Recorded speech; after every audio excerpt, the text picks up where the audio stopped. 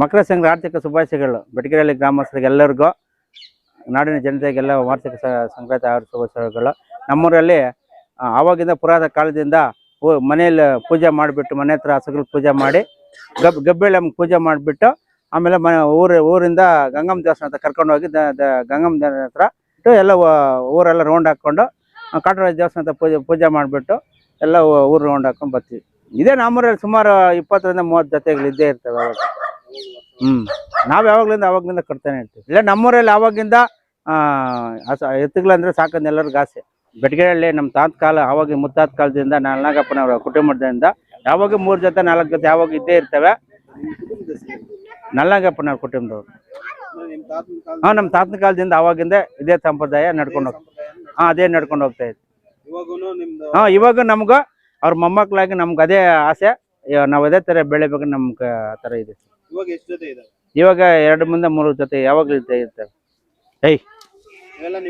ಇವೆಲ್ಲ ನಮ್ವೆ. ಅದು ಇದೇ ತರ ಹಳ್ಳಿಕಾರ ಜನ ಹಳ್ಳಿ ಎತ್ತುಗಳು ಬೆಳೆಸ್ಬೇಕು.